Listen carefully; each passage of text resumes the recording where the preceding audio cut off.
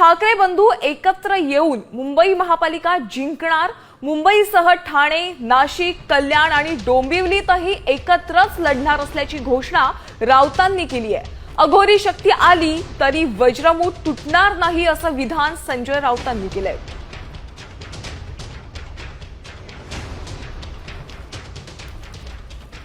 मुंबई महानगरपालिका ठाकरे बंधू एकत्र येऊन जिंकणार आहेत।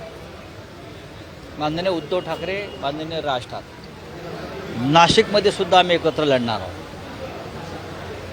ठाण्यामध्ये आम्ही एकत्र लढू, कल्याण डोंबिवलीमध्ये आम्ही एकत्र लढू।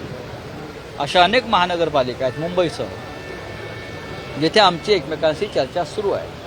आणि माननीय उद्धव ठाकरे आणि माननीय राज ठाकरे यांची ताकद ही मराठी माणसाच्या एकजुटीची ताकद